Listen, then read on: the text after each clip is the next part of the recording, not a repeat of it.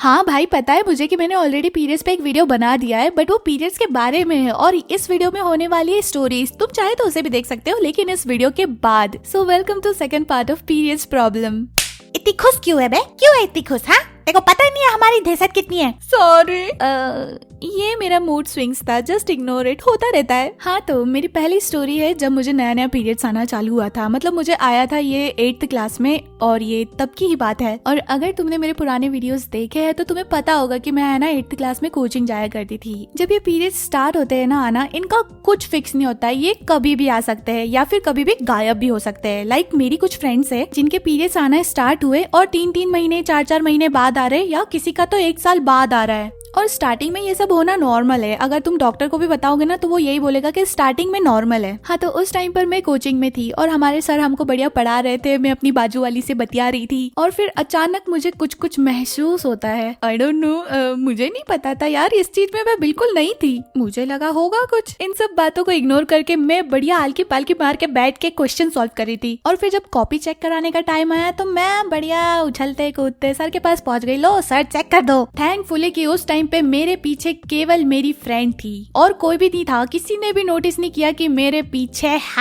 किसी ने होली खेली है। और फिर जब मैं पलट के अपनी सीट पर वापस गई, सर ने भी नहीं देखा क्योंकि वो दूसरे बंदे की कॉपी चेक कर रहे थे। भाई तेरे पीरियड्स आ गए। क्या?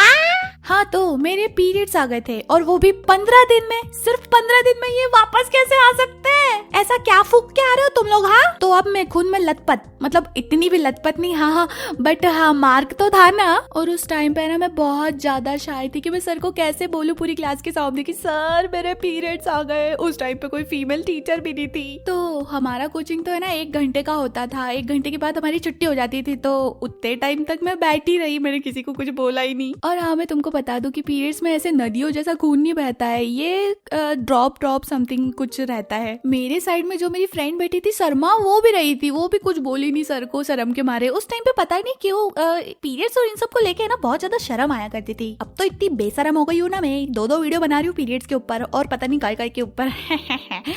कलयुग है कलयुग। हाँ, तो छुट्टी का टाइम हुआ और अब मैं उठ के अपने घर कैसे जाऊँ इतने बड़े मार्क को लेके। तो मेरी फ्रेंड ने मुझे सजेस्ट किया कि जो अपन बैग टांगते हैं ना, उसके स्ट्रेप्स को तू ढीला कर ले। मतलब जो बैग के आगे जो स्ट्रेप्स होती है उसको तू है ना ढीला करके लंबा कर ले, तो बैग है ना पूरा तेरा बम को कवर कर लेगा और तेरा मार्क ढक जाएगा। मुझे तो ये आइडिया बड़ा अच्छा लगा और इट वर्कड यार, ढक गया मेरा बम। सब कुछ सेट था, बस जब तक हमको याद नहीं आया कि हम लोग सफेद कलर की चटाई पर बैठे थे। हाँ भाई, 8th क्लास में मैं गरीबों वाली कोचिंग में जाती थी। गरीबों वाली मतलब पढ़ाई तो अच्छी थी वहाँ पर है ना, लेकिन है ना बेंचेस नहीं थी। जो व्हाइट कलर के प्लास्टिक के बोरे नहीं आते थे पहले, जिनको काट काट के चटाई बनाई जाती है, उसी चटाई पर हम बैठे थे। भाई पैसे बोल रही हूँ जैसे कि मैं बुढ़ी हो गई हूँ। हाँ, तो हमारे जमाने में ऐसी ही चटाइयाँ होती थी, समझे बच्चों? तो देखो उस चटाई पे है ना पड़ गया था रेड कलर का मार्क। और सोचो मैंने क्या किया होगा? उस मार्क को ऑफ कोर्स साफ किया होगा ना? नहीं, मैं बैग उठा के डायरेक्ट अपने घर चली गई। मैंने बोला जाए भाड़ में। पता नहीं उसके बाद वहाँ पर कौन आके बैठा होगा, तब तक तो वो सूख भी गया होगा। मैं कितनी गंदी बातें कर रही हूँ। अब मेरी नेक्स्ट स्टोरी है 11th क्लास की। 11th क्लास में ना स्कूल वाले हमको पिकनिक पे लेके जा रहे थे और जो मेरे सगे साथी है, मेरे जिगरी यार, उन लोगों ने पिकनिक पर आने से मना कर दिया। अरे मेरे तो मम्मी नहीं मान रही यार, मेरे तो पापा नहीं जाने देंगे यार। यार मेरे को तो वहाँ पे जाने का मना किया है डॉक्टर ने। ब्ला ब्ला ब्ला ब्ला ब्ला ब्ला ब्ला। तो मैंने बोला भाड़ में जाओ, मैं तो जाऊंगी पिकनिक पे। इतने साल तक जो ग्रुप बनाकर हम लोग घूमे, वो ग्रुप मेरे काम में ही नहीं आया। बट मुझे नए दोस्त बनाने में कभी भी प्रॉब्लम नहीं आई, ये नेचुरली फिटेड है। मैंने है ना सीनियर क्लास के दोस्त बना लिए थे। हमको स्कूल वाले ना एक पार्क में लेके गए थे जो कि एक पहाड़ पे बना हुआ था। और भाई वहाँ पर क्या एक्टिविटीज थी, इतना एंजॉय किया मैंने। वो दोस्त मुझे लगे ही नहीं कि मैंने आज ही बनाए, ऐसा लग रहा था जैसे बहुत पुराने दोस्त थे मेरे। 11th क्लास तक तो मेरे पीरियड्स का फिक्स हो गया था कि वो इतने टाइम को आने वाला है, या फिर 4-5 दिन पहले दुखने लग जाता था पेट, मुझे सिग्नल भेजने लग जाता था कि भाई मैं आने वाला हूँ, टोंग टोंग टोंग टोंग टूरूरूरू।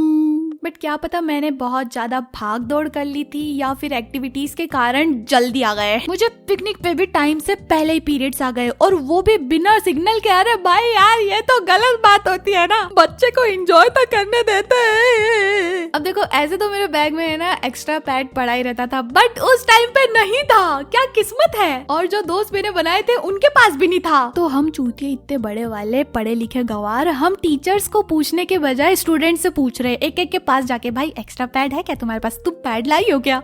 इतनी अकल ना थी हमने कि हम टीचर्स को पूछ ले। और लड़कियां भी इतनी कमीनी, अगर उनके पास था भी ना तो उनने मना कर दिया हमको कि नहीं भाई हमारे पास तो नहीं है, हमारा पेड वेस्ट हो जाएगा। भाई लिटरली यार कितने कंजूस हो तुम, 5 रुपए का भी नहीं आता है वो तो पिकनिक पर आई हुई सारी लड़कियों को पूछने के बाद जब उनके पास भी नहीं निकला ना, तब जाकर हम लोग टीचर्स के पास गए और उनमें से भी हमारी फेवरेट टीचर के पास गए जिनके साथ हमारी बनती थी। मैडम जी पीरियड्स आ गए, पैड है क्या आपके पास? उनके पास तो नहीं था बट उनने है ना हमको दूसरी टीचर से अरेंज करवा के दिया। मुझे पता था हर बार का लड़कियों का होता है, कोई ना कोई के साथ तो ये होता ही जे, इसलिए मैं हमेशा अपने साथ रखती हूँ। थैंक गॉड कि हमको मिल गया। और उस टाइम पे ना मेरे को दर्द भी नहीं हो रहा था, पता नहीं क्यों, तो मैंने बहुत एंजॉय किया पिकनिक पे। तो इस चीज का है ना कोई भरोसा नहीं होता है, तो हमेशा अपने साथ एक ना एक पैड रखा ही करो अपने बैग में, कभी भी कुछ भी हो सकता है ना, या फिर किसी को जरूरत पड़ सकती है। और हाँ मैं नोटिस कर रही हूँ कि कुछ टाइम से मेरे वीडियोस पर व्यूज नहीं आ रहे, तो क्यों नहीं आ रहे हैं भाई? क्या हो गया है ये यूट्यूब को? मेरे साथ ऐसा क्यों हो रहा है? मैं तो पूरा डेडिकेशन के साथ वीडियोस बना रही हूँ, इवन मैं नई नई चीजें भी ट्राई कर रही हूँ, तो तुम लोग क्यों नहीं सपोर्ट कर रहे हो बताओ? बट ये है कि मैं वीडियो बनाती रहूंगी क्योंकि मुझे वीडियो बनाना अच्छा लगता है और स्टोरीज या फिर कुछ भी एक्सपेरिमेंट करते हुए करना यार मैं बोल गई हूँ, एक्सपेरिमेंट करना अच्छा लगता है। चलो ठीक है, बाय, मिलती हूँ मैं अपने अगले वीडियो में, बाय बाय।